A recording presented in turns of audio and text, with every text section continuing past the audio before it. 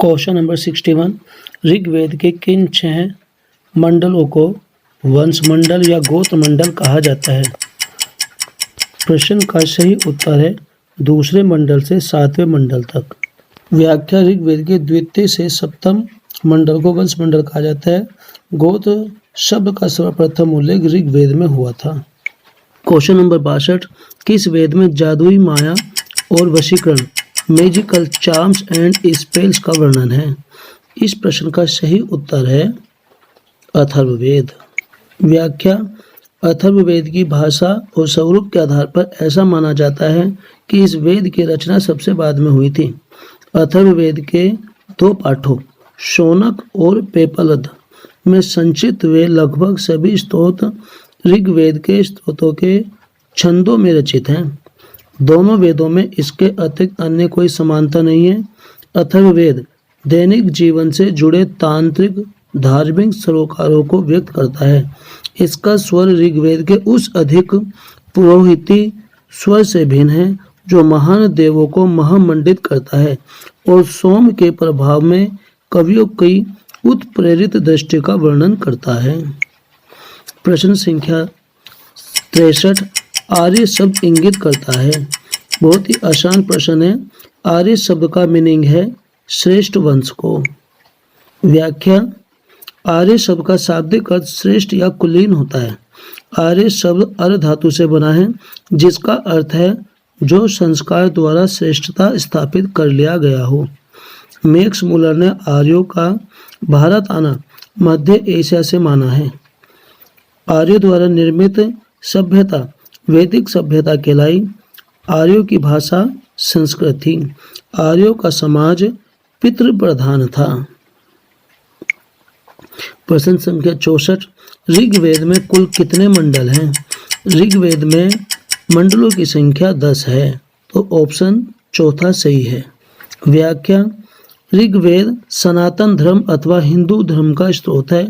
इसमें 1028 सूक्त हैं जिनमें देवताओं की स्तुति की गई है। इस ग्रंथ में देवताओं का यज्ञ में आह्वान करने के लिए मंत्र हैं। यही सर्वप्रथम वेद है।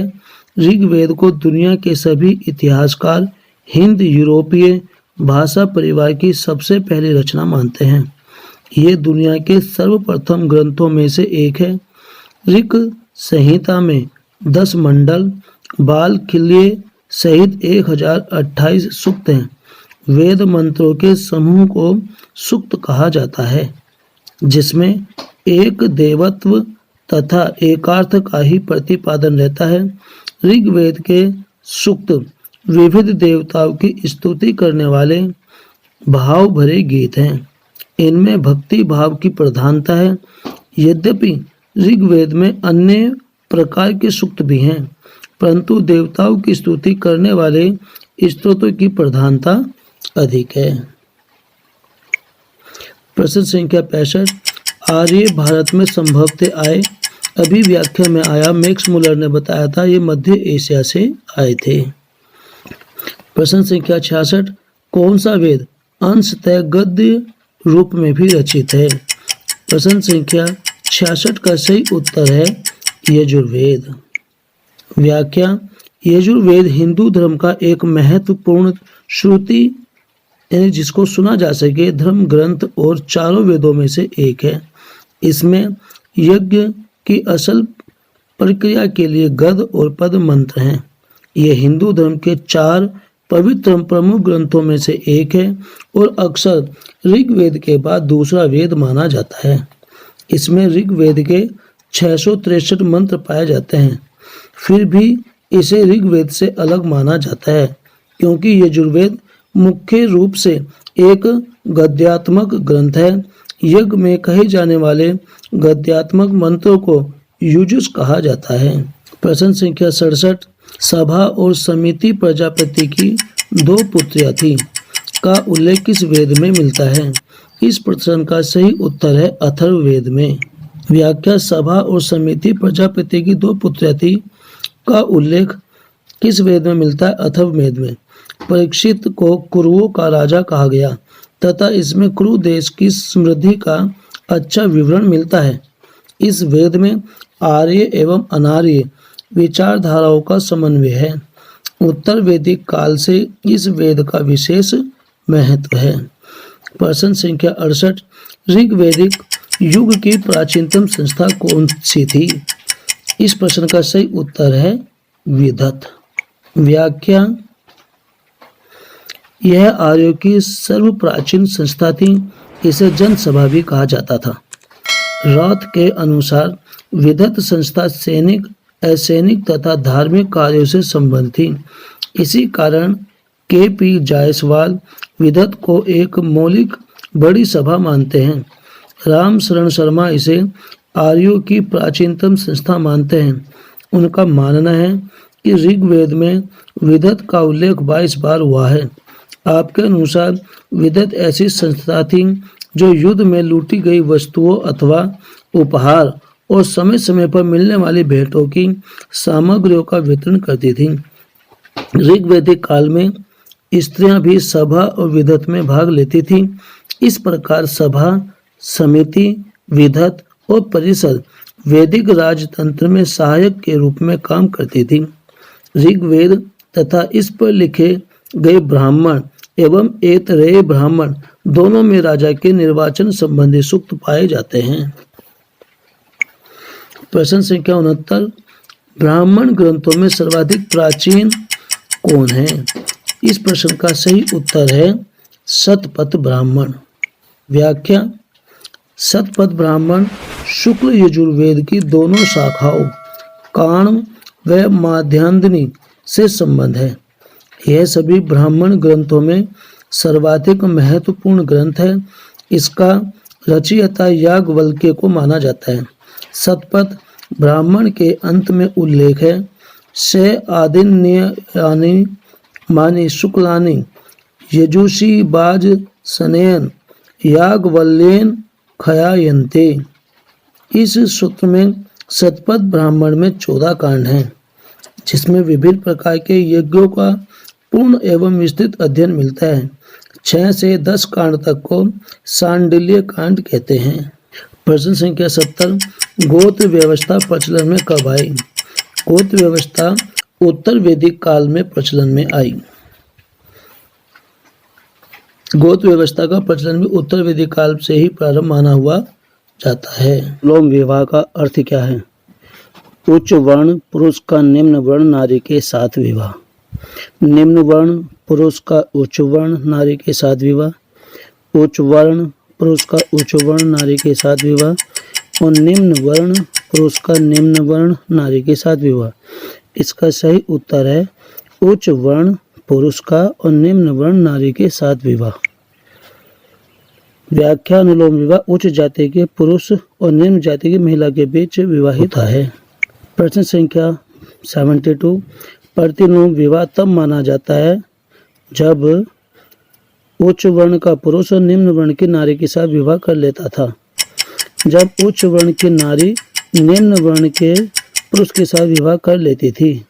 प्रश्न संख्या 71 का ये प्रतिलोम है, तो यही आपका सही उत्तर होगा। व्याख्या, प्रतिलोम विवाह उच्च जाति की महिला और निम्न जाति के पुरुष के बीच विवाह था। प्रश्न संख्या 73, वैदिक युग में यव कहा जाता था जौ को। वैदिक काल में यव जौ को कहा जाता था। जौ यव मुख्य अनाज था। शाकाहार का प्रचलन था। सोमरस अमृत जैसा का प्रचलन था। व्रीहि शब्द किसके लिए प्रयुक्त हुआ है? चावल, गेहूं, जौ, कपास। सही उत्तर है व्रीहि शब्द का प्रयोग चावल के लिए होता है। व्याख्या, व्रीहि शब्द चावल के लिए प्रयुक्त हुआ है। धान, चावल, अन्न, धान का खेत, चावल का बीज या दाना को कहते हैं। अथर्व का अर्थ है, अथर्व का अर्थ है, सही उत्तर है पवित्र जादू। व्याख्या, अथर्ववेद संहिता हिंदू धर्म के पवित्रम वेदों में से चौथे वेद अथर्ववेद की संहिता अर्थात मंत्र भाग है। इस वेद को ब्रह्मवेद भी कहते हैं। इसमें देवताओं की स्तुति के साथ चिकित्सा, विज्ञान और दर्शन के भी मंत्र हैं। अथर्ववेद संहिता के बारे में कहा गया है कि राजा के राज्य में अथर्ववेद जानने वाला विद्वान शांति स्थापन के क्रम में निरत रहता है। वह राष्ट्र उपद्रव रहित रहकर निरंतर उन्नति करता जाता है। 76 सूची 1 को सूची 2 से सुमेलित कीजिए। सूची 1 शिक्षा, कल्पसूत्र, निरुक्त, छंद। सूची 2 ध्वनि शास्त्र, क्रमकांड, शब्द व्युत्पत्ति शास्त्र या भाषा शास्त्र, छंद शास्त्र। ए को ध्वनि शास्त्र से मिलाएंगे, बी को क्रमकांड से, सी को शब्द व्युत्पत्ति शास्त्र और भाषा शास्त्र से, और छंद डी को छंद शास्त्र से मिलाया जाएगा। तो सही उत्तर है फर्स्ट ऑप्शन। व्याख्या, वेदांग वेदों के अर्थ को सरलता से समझने तथा वैदिक कर्मकांडों के प्रतिपादन में सहायतार्थ वेदांग सहायता की रचना दी गई, जिनकी संख्या 6 है। शिक्षा, उच्चारण विधि, वैदिक मंत्रों के शुद्ध उच्चारण एवं शुद्ध स्वर क्रिया की विधियों के ज्ञानार्थ लिखित साहित्य को शिक्षा कहा जाता है। 2 कल्पसूत्र, कर्मकांड कल्प नामक वेदांग में छोटे छोटे वाक्यों यानी फॉर्मूला बनाकर महत्वपूर्ण वैदिक विधि विधानों को प्रस्तुत किया गया है। सूत्र ग्रंथों को ही कल्प कहा जाता है। 3 व्याकरण, शब्दों की मीमांसा करने वाला शास्त्र व्याकरण कहा गया।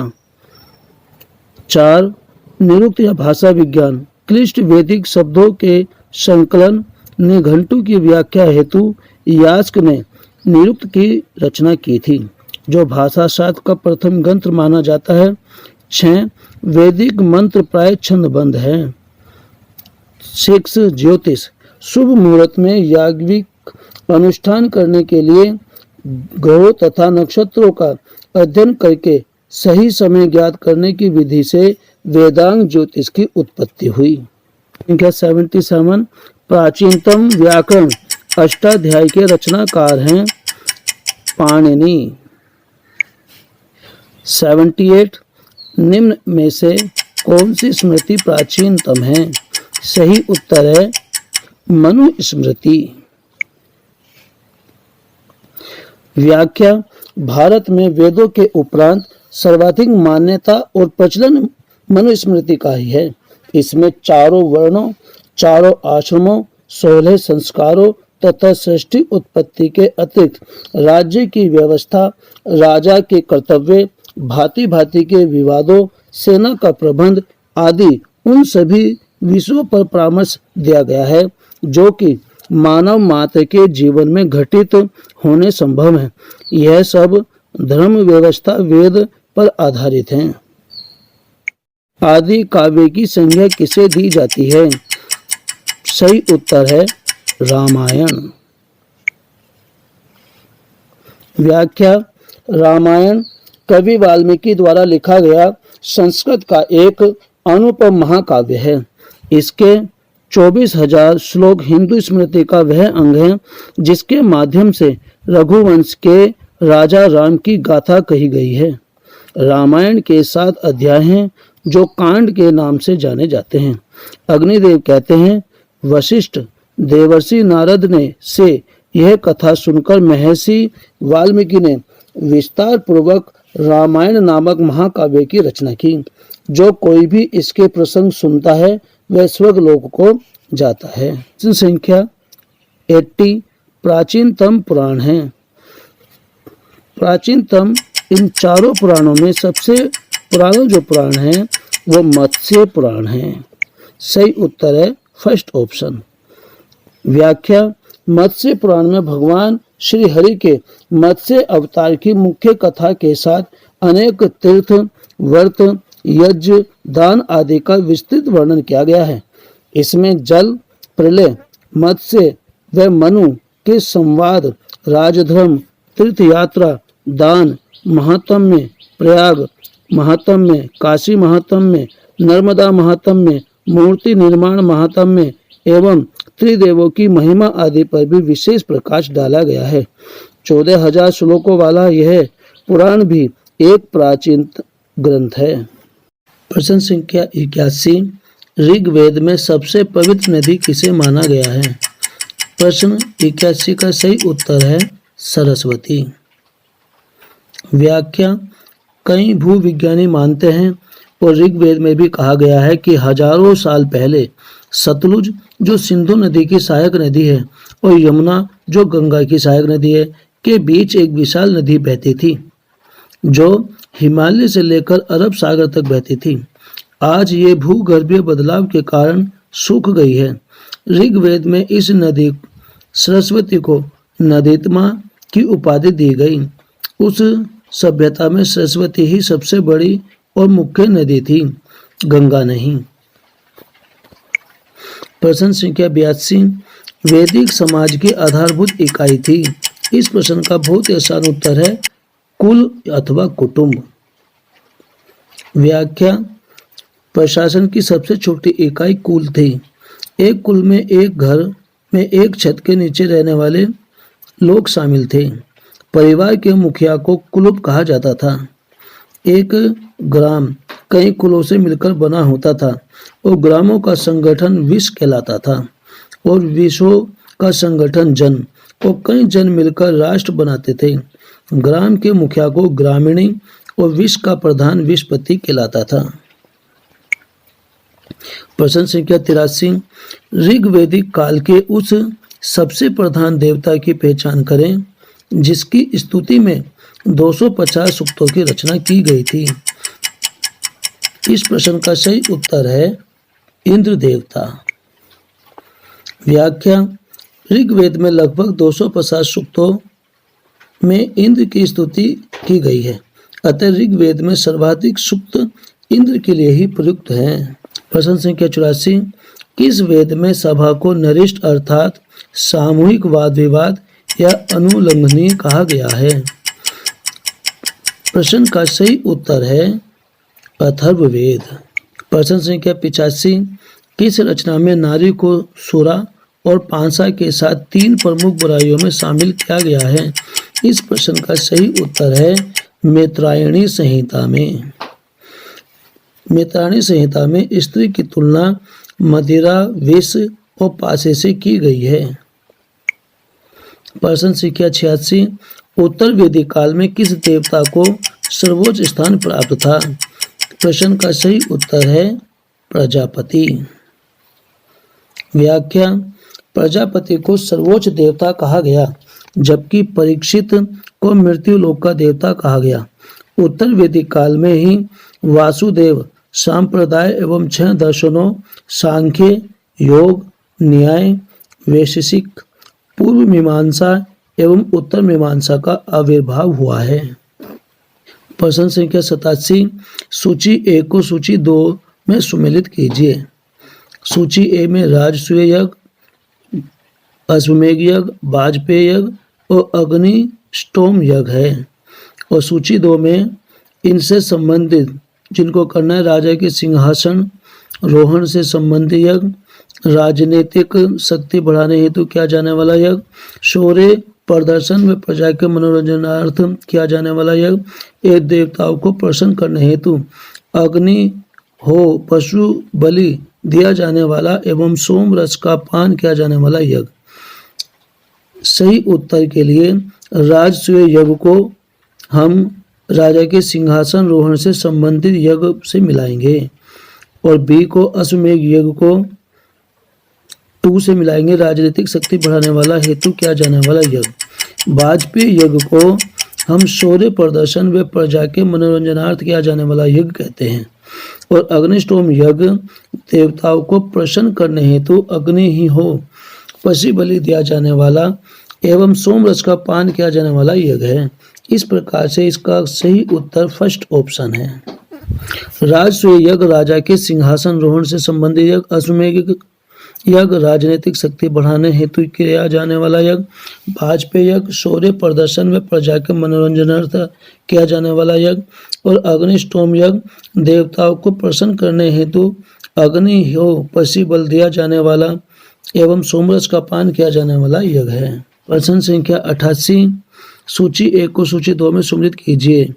इनमें हमारी जो नदियां हैं उनके प्राचीनतम नाम और आधुनिक नाम दिए हैं जो ऋग्वेद में प्रयोग होते थे। तो पुरुषनी को हम आधुनिक युग में रावी कहते हैं और शतुद्री को सतलज और आस्किनी को चिनाब और विपाशा को व्यास। तो इस प्रकार से इसका सही उत्तर फर्स्ट ऑप्शन है।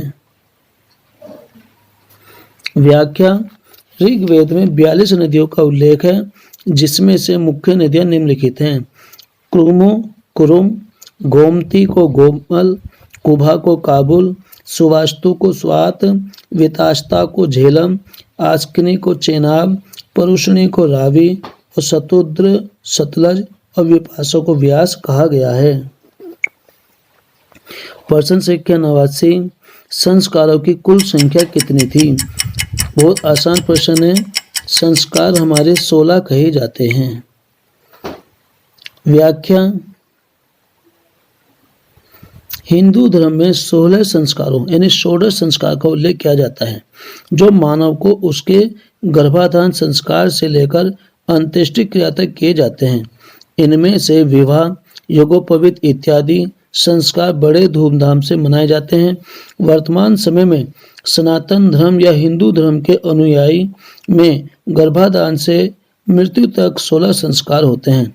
गर्भाधान, पुंसवन, सीमांतोन्नयन, जातक्रम, नामकरण, निष्क्रमण, अन्नपाशन, चूड़ाक्रम, विद्यारंभ, कर्णवेद्य, यज्ञोपवीत, वेदारंभ, केशांत, समावर्तन, विवाह और अंत्येष्टि। अंत्येष्टि का उपयोग जब कोई व्यक्ति मर जाता है उसकी मृत्यु के उपरांत अंत्येष्टि की जाती है। प्रश्न संख्या 90, सूची 1 को सूची 2 से सुमेलित कीजिए। सूची 1 में विवाह दिए गए हैं और किस जाति का किसके साथ विवाह होता है उसके विषय में सूची 2 में दिया गया है। ब्रह्म विवाह जो हमारा होता है समान वर्ण या जाति का विवाह होता है। देव विवाह को हम पुरोहित का पारिश्रमिक में मिले कन्या के साथ विवाह होता है। आर्ष विवाह कन्या मूल के रूप में एक जोड़ी गाय व बैल चुकाकर किया गया विवाह कहलाता है। और प्रजापत्य विवाह बिना दहेज का जो विवाह होता है उसे कहते हैं। तो इस प्रकार से इसका प्रथम ऑप्शन सही है। व्याख्या। ब्रह्म विवाह समान वर्ण जाति का विवाह, देव विवाह पुरोहित का पारिश्रमिक में मिले कन्या के साथ विवाह, आर्ष विवाह कन्या मूल के रूप में एक जोड़ी गाय व बैल चुकाकर किया गया विवाह और प्रजापत्य विवाह बिना दहेज का विवाह कहलाता है। क्वेश्चन नंबर 91, सूची 1 को सूची 2 से सुमेलित कीजिए। सूची 1 में उस समय जो विवाह किए जाते थे उनके विषय में दिया गया है और उन विवाहों को जो नाम दिया गया है उनका वर्णन किया गया है। तो गंधर्व विवाह, आसुर विवाह, राक्षस विवाह, पैशाच विवाह। सूची 2 में प्रेम विवाह, कन्या को खरीदकर किया गया विवाह, पराजित राजा की कन्या या अपहरण की गई कन्या के साथ विवाह। नंबर 4, सोई हुई अवस्था में कन्या को गुमराह कर या मानसिक रूप से अस्वस्थ कन्या को गुमराह कर उसके साथ किया गया विवाह। तो सही उत्तर इसका गंधर्व विवाह को हम प्रेम विवाह भी कहते हैं। आसुर विवाह जब कन्या को खरीदकर किया गया विवाह होता है तो उसे हम आसुर विवाह कहते हैं।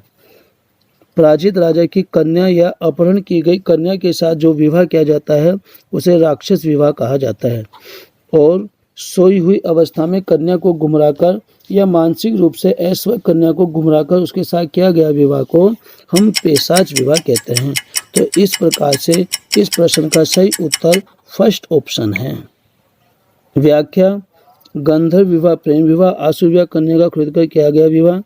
इसमें भी वही व्याख्या दी गई है जो मैंने आपको बताई है।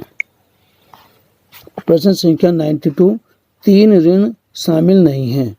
3 ऋणों में शामिल नहीं है, देव ऋण भी और पितृ ऋण भी शामिल है, ऋषि ऋण भी शामिल है। तो 3 ऋणों में जो हमारा शामिल नहीं है वो चौथा ऑप्शन है मातृ ऋण। व्याख्या। देव ऋण, ऋषि ऋण और पितृ ऋण कहीं कहीं पर ब्रह्मा के ऋण का भी उल्लेख मिलता है। इस तरह 4 ऋण हो जाते हैं। प्रश्न संख्या 93, ऋग्वेदिक काल से संबंधित मृद भांड संस्कृति है। गेरुवर्णी मृद भांड या ओसीपी जिसे कहा गया है संस्कृति में, चित्रित धूसर मृद भांड PGW संस्कृति, ए और बी दोनों या इनमें से कोई नहीं। तो इस प्रश्न का सही उत्तर है गेरुवर्णी मृद भांड ओसीपी संस्कृति। गेरिक मृद भांड ओसीपी हड़प्पा सभ्यता की समकालीन है लेकिन संबंधित नहीं। यह ऋग्वेदिक काल से संबंधित मृद भांड संस्कृति है। प्रश्न संख्या 94, उत्तर वैदिक काल से संबंधित मृद भांड संस्कृति है। गेरुवर्णी मृद भांड संस्कृति, चित्रित धूसर मृद भांड संस्कृति, ए और बी दोनों इनमें से कोई नहीं। इस प्रश्न का सही उत्तर है चित्रित धूसर मृद भांड PGW संस्कृति। व्याख्या, चित्रित धूसर मृद भांड पश्चिमी गंगा के मैदान और भारतीय उपमहाद्वीप पर घग्गर हकरा घाटी के लौह युग की भारतीय संस्कृति है जो लगभग 1200 ईसा पूर्व से होकर 600 ईसा पूर्व तक चली। प्रश्न संख्या 95, हरियाणा प्रांत में चित्रित धूसर मृद भांड यानी PGW स्थल किस स्थान पर हाल में किए गए उत्खननों से प्रकाश में आया है। इस प्रश्न का सही उत्तर है, आप सबको भी सोचना चाहिए कि इसका उत्तर क्या होगा। सही उत्तर है भगवानपुर। व्याख्या, भगवानपुर जिसे भागपुरा के नाम से भी जाना जाता है, कुरुक्षेत्र जिले के थानेश्वर उप जिले हरियाणा का एक गांव है। यह एक पुरातात्विक स्थल है जो हकरा घग्गर चैनल के किनारे स्थित है। कुरुक्षेत्र 24 किलोमीटर उत्तर पूर्व में स्थित साइट हड़प्पा और पेंटेड ग्रेवेयर संस्कृतियों के बीच एक ओवरलैप दिखाने के लिए उल्लेखनीय है। पेंटेड ग्रेवेयर आमतौर पर वैदिक लोगों से जुड़ा हुआ है, इसलिए इस क्षेत्र को भारत की 2 महान सभ्यताओं का संगम कहा जाता है।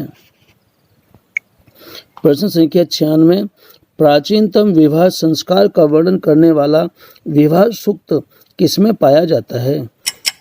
बहुत ही आसान प्रश्न है, सही उत्तर है ऋग्वेद। विवाह सूक्त ऋग्वेद संहिता के 10वें मंडल के 85वें सूक्त को विवाह सूक्त नाम से जाना जाता है। अथर्ववेद में भी विवाह के 2 सूक्त हैं। इस सूक्त में सूर्य की पुत्री सूर्या तथा सोम के विवाह का वर्णन है।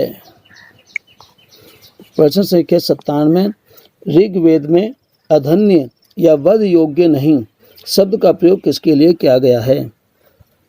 चारों ऑप्शन देखने से हमें पता चलता है सही उत्तर है गाय, क्योंकि आजकल भी गाय को मारना अपराध माना जाता है। सही उत्तर है गाय। व्याख्या, ऋग्वेद में अधन्य वध योग्य नहीं शब्द का प्रयोग गाय के लिए ही किया गया है।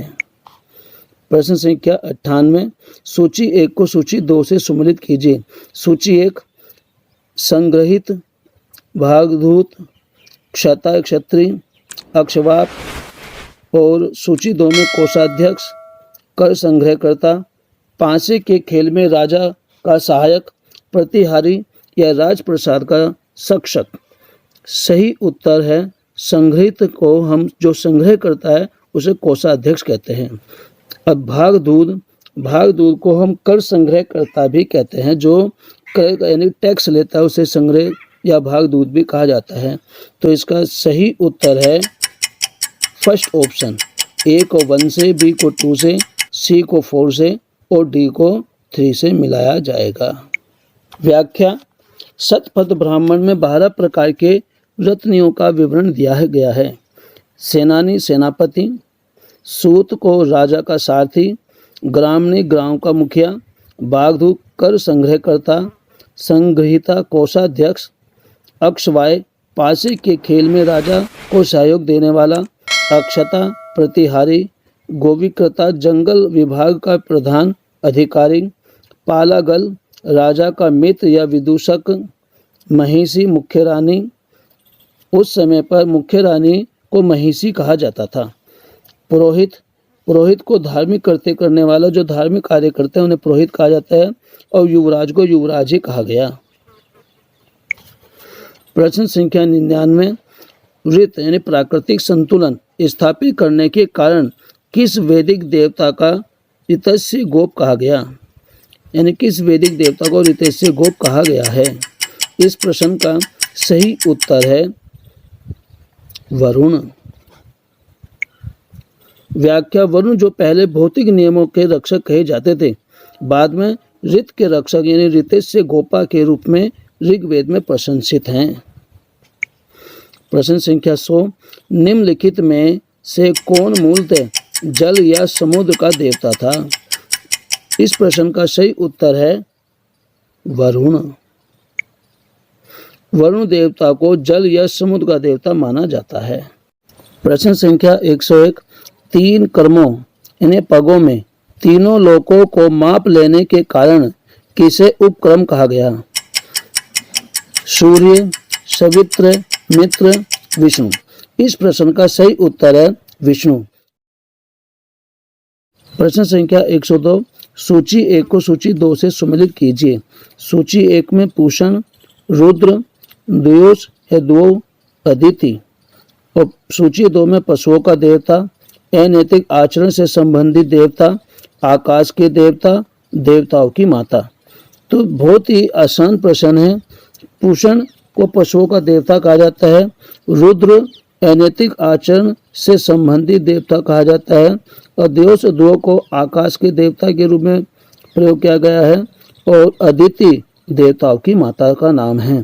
तो इस प्रकार से हमारा ए को 1 से, बी को 2 से, सी को 3 से और डी को 4 से मिलाया जाएगा। तो सही ऑप्शन हमारा बैठता है ऑप्शन 1।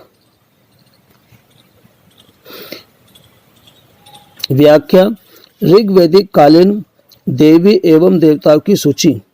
वायु हवा के देवता, देव आकाश के देवता, मरुत तूफान के देवता, गंधर्व देवताओं के संगीतकार, अश्वनी देवताओं के चिकित्सक और शल्य चिकित्सा के विशेषज्ञ थे, ऋभ बोने देवता, अप्सरा देवताओं की प्रेमिकाएं, रुद्र एक धनुष वाणधारी देवता जिनके क्रोध से रोग फैलता था, उषा भोर की देवी, अदिति देवताओं की माता, पूषण पशुओं के देवता, पृथ्वी भूमि की देवी और अर्णयानी वन देवी सरस्वती नदी की देवी के रूप में प्रचलित थी। इस प्रकार से ये व्याख्या सभी भैया बहनों को याद करनी चाहिए, बहुत ही इम्पोर्टेंट है। प्रश्न संख्या 103, मनुस्मृति मुख्यतः संबंधित है। इस प्रश्न का सही उत्तर बहुत आसान है, समाज व्यवस्था से। व्याख्या, मनुस्मृति समाज व्यवस्था से संबंधित है।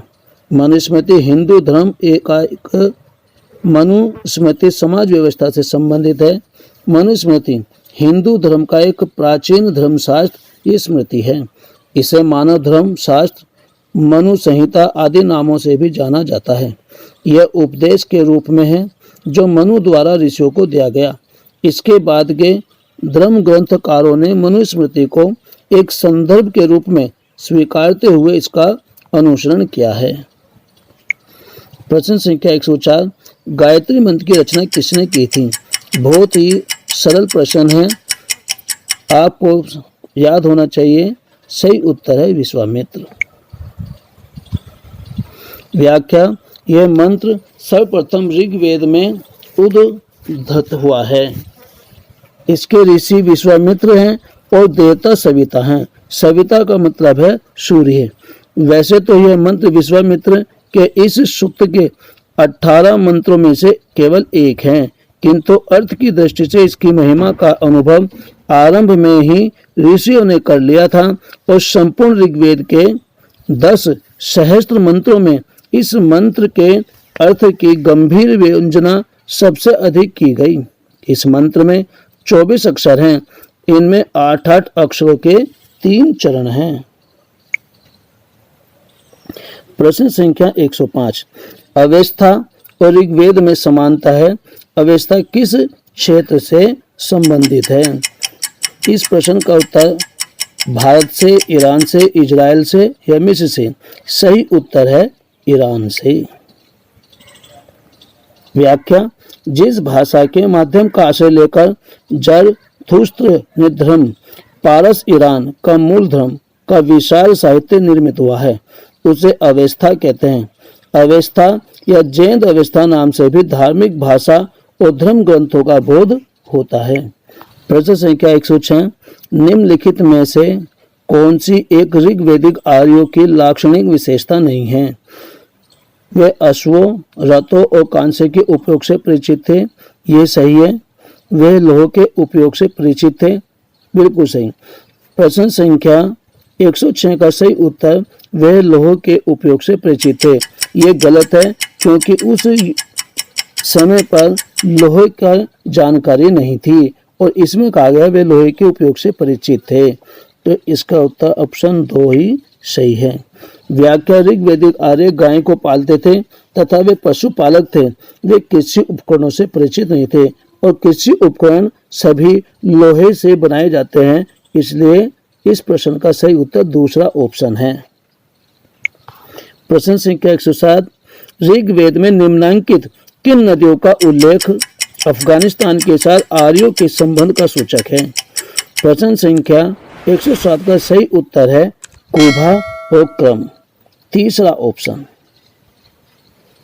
व्याख्या। काबुल नदी एक 700 किलोमीटर लंबी नदी है जो अफगानिस्तान में हिंदू कुश पर्वतों की संगलाख श्रृंखला से शुरू होकर पाकिस्तान के अटक शहर के पास सिंधु नदी में विलय हो जाती है।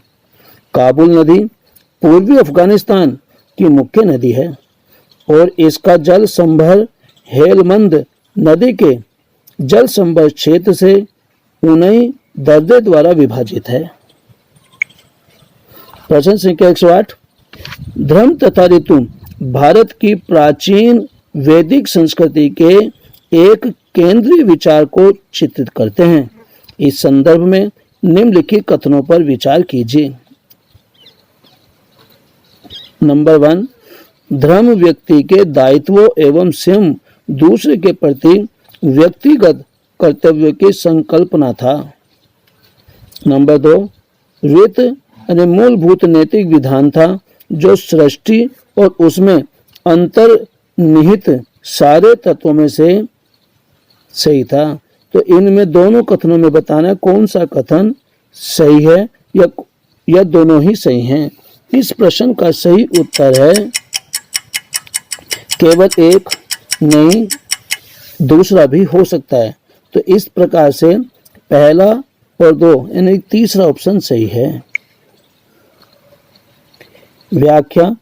धर्म तथा रीत भारत की प्राचीन वैदिक सभ्यता के एक केंद्रीय विचार को चित्रित करते हैं।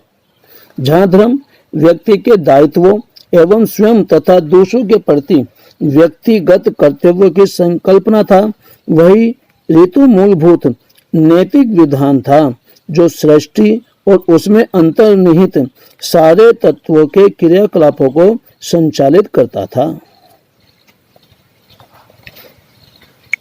प्रश्न संख्या 109। आर्यों के आर्कटिक होम सिद्धांत का पक्ष किसने लिया था? पाजिटर, एसिदास, बीजी तिलक, जैकोबी। इस प्रश्न का सही उत्तर है बीजी तिलक। व्याख्या। बीजी तिलक का पूरा नाम है बाल गंगाधर तिलक ने खगोलीय गणनाओं के आधार पर आर्यों का आगमन आर्कटिक क्षेत्र से होना बताया है। प्रश्न संख्या 110। सूची 1 को सूची 2 से सम्मिलित कीजिए। सूची 1 वैदिक नदियां हैं और सूची 2 में उनका आधुनिक नाम दिए हैं। कुभा, पुरुषनी, सदानेरा और सतुद्री, गंडक, काबुल, रावी और सतलज। कुभा को दूसरा नाम आधुनिक युग में काबुल कहा गया है। पुरुषनी को रावी कहते हैं। और सदा नीरा को गंडक कहा गया है और सतुद्र को सतलज। तो इस प्रकार से इस प्रश्न का सही उत्तर है दूसरा ऑप्शन। व्याख्या। ऋग्वेद में 42 नदियों का उल्लेख है, जिसमें मुख्य नदियां निम्नलिखित हैं। क्रुमु को क्रुम, गोमती को गोमल, कुभा को काबुल, सुवास्तु को स्वात, वीतास्ता को झेलम, आस्किनी को चेनाब, परुषणी को रावी, शत्रुद्र को सतलज और विपाशा को व्यास का नाम से जाना जाता है। Hey there. Subscribe to my channel and also press this bell icon.